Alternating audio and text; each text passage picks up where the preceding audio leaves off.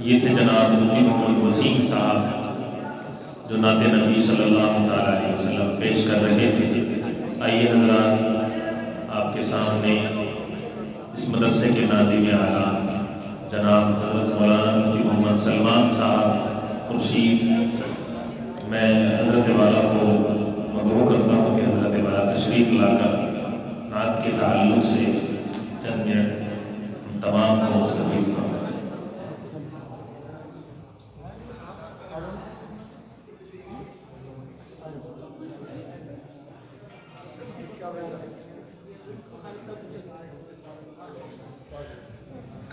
ہمارا درمیان میں شہر کی عظیم شخصیت جناب حضرت مولانا مفتی محمد خالد صاحب، میں حضرت والا کو بڑے ادب و احترام کے ساتھ مدعو کرتا ہوں کہ حضرت والا تشریف لا کر چند منٹ نعت کے تعلق سے ہم تمام کو مستفیض فرمائیں۔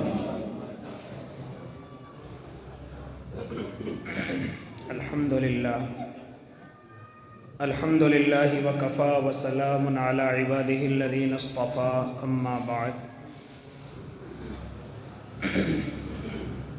معقر علماء کرام، معزز سامعین اعظام،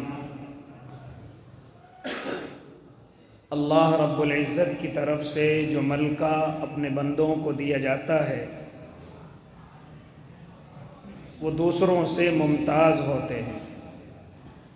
اللہ رب العزت نے ہر انسان کو کچھ نہ کچھ ملکہ ضرور دیا ہے۔ یہ نعت نبی گنگنانے کا ملکہ بھی اللہ ہر کس و ناکس کو نہیں دیتا، بلکہ وہ اللہ کے کچھ مقرب اور کچھ مخصوص بندے ہوتے ہیں جن کو اللہ رب العزت یہ ملکہ عطا فرماتا ہے۔ جس طریقے سے قرآن کریم کی تلاوت کرنا یہ کوئی آسان کام نہیں، اسی طریقے سے آقا محبوب صلی اللہ علیہ وسلم کی نعت گوئی یہ بھی آسان کام نہیں ہے۔ اس لیے قابل مبارکباد ہیں تمام کے تمام نعت خواں، تمام کے تمام علماء کہ جن کو اللہ رب العزت نے یہ ملکہ عطا فرمایا ہے۔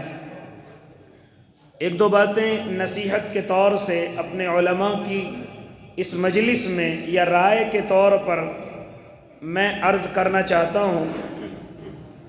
پہلا یہ کہ جب ہم نعت گوئی کریں تو اللہ رب العزت کا جتنا بھی شکریہ ادا ہو سکے وہ کم ہے۔ اس کے اندر منثور کلام کم ہو، منظوم زیادہ ہو۔ ہم نے بڑے بڑے شعراء کو دیکھا ہے جو منظوم کلام زیادہ پیش کرتے ہیں اور منثور سے حتی الامکان پرہیز کرتے ہیں، اللہ نے انہیں بڑی بلندیوں پر پہنچایا ہے۔ اور اسی طریقے سے اور بھی بہت ساری گفتگو یہ ہے کہ کسی بھی مجلس کو کوئی بھی انسان چھوٹا نہ سمجھے کہ یہاں پر سامعین کی تعداد کم ہے، میں یہاں کیا گنگناؤں گا۔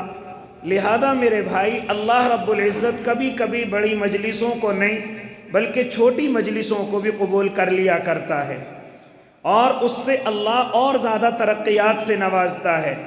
میں اپنی گفتگو کرنے چلوں، اکثر بڑے پروگراموں میں جہاں گفتگو ہوئی وہ زیادہ شہرت کی وجہ نہیں بنی، جو چھوٹے پروگراموں کی کلپیں یا ویڈیوز سوشل میڈیا پر وائرل ہوئی ہیں اس سے کہیں زیادہ وہ مشہور ہوئی ہیں۔ یہ سب اللہ رب العزت کا کرم۔ اس لیے میرے بھائی کوئی مجلس کم نہیں۔ دوسرا یہ، میں اپنے علماء کی موجودگی میں اپنے نعت خواہوں کو یہ رائے بھی دینا چاہوں گا کہ اپنی اصلاح کے لیے، ایک تو اصلاح ہوتی ہے روحانی، ایک اصلاح ہوتی ہے علمی، اسی طریقے سے آپ جب نعت کے میدان میں قدم رکھ رہے ہیں تو اپنا کوئی مصلح ہمیں چن لینا چاہیے۔ وہ مصلح باقاعدہ صلاحیت مند ہو۔ ہمارے بڑے بڑے علماء اللہ رب العزت نے ہمیں ایسے عطا فرمائے ہیں کہ وہ مترنم آواز میں شعر تو نہیں گنگناتے، لیکن اللہ نے ان کو شعر کی دنیا کا بے تاج بادشاہ بنایا ہے۔ وہ شعروں کے وزن کو جانتے ہیں، ان کے قافیے اور ردیف کو جانتے ہیں، ان کے معنی اور مطلب کو جانتے ہیں۔ ہم نے تو اپنے بڑے بڑے علماء کو یہاں تک دیکھا ہے کہ وقت کے بڑے بڑے شعراء ان سے شعر لکھوا کر کے لے جاتے ہیں اور پھر ان سے اپنے لکھے ہوئے شعروں کی اصلاح بھی کراتے ہیں، کیونکہ نعت گوئی کوئی آسان نہیں ہے۔